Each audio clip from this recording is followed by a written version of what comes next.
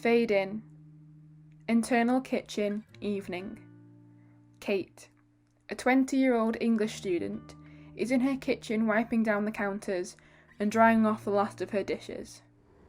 Once she's finished tidying, she grabs a large mug and proceeds to make herself a cup of tea, filling the kettle with water, adding milk and 1 sugar. As she serves the tea with a spoon, she carefully watches the sunset out of the window. Internal living room, evening. Kate, with her tea, curls up onto the sofa and switches on the television. A romantic comedy is on, so she smiles and laughs lightly every now and again. Kate reaches for a blanket and pulls it over her knees, then takes a sip from her tea. A phone begins to ring. Rapidly, Kate kicks away the blanket and sets her tea down, rushing to find the phone. Fumbling in her handbag, she finds the phone and answers. Kate. Hello?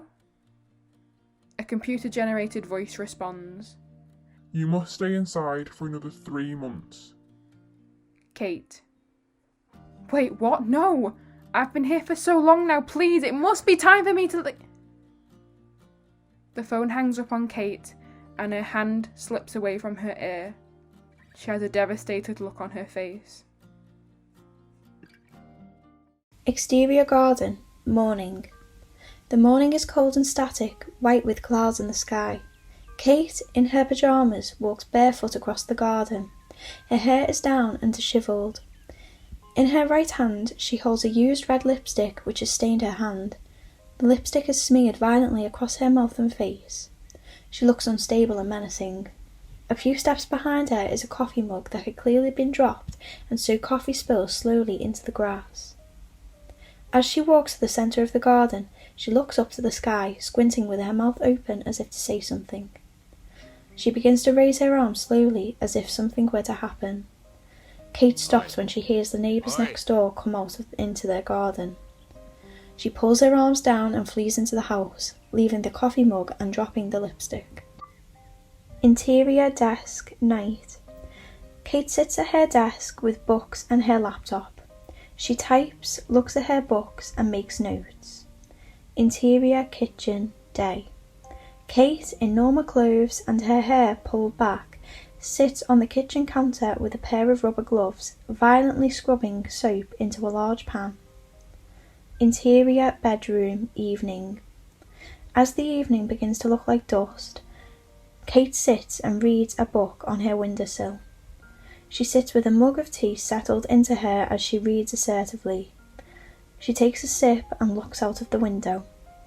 Interior desk, day. Kate sits at her desk with her laptop and types an essay. External garden, morning. Kate stands in the garden with her pyjamas on again and begins to spin in circles. Her foot stamps on the same lipstick she dropped a few weeks ago. Once again, Kate hears the neighbours and runs inside. Internal kitchen, day. Kate stands and looks at the mountain of dishes in front of her. She wears messy loungewear with her hair in a messy ponytail and mascara rubbed off her eyes. Internal kitchen, day.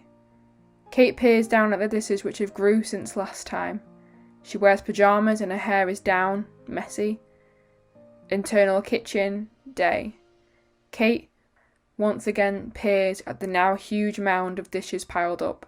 She dismisses them and opens the cupboard to get a packet of biscuits. Internal bedroom, evening. Kate lifts her hand up to drink from the gin bottle she is holding, pulling her face at its bitterness. Internal desk, day. Kate sits at her desk in her pyjamas with dirty hair. She tries to focus, then gives up and slams the laptop shut. Internal living room, afternoon. Once at the bottom of the stairs into the living room, she gazes upon the mess around her. Blankets and cushions are in disarray, the curtains creased, the mantelpiece and furniture dusty. There are bowls and cups on the floor from previous meals. She steps over them and walks to the curtains.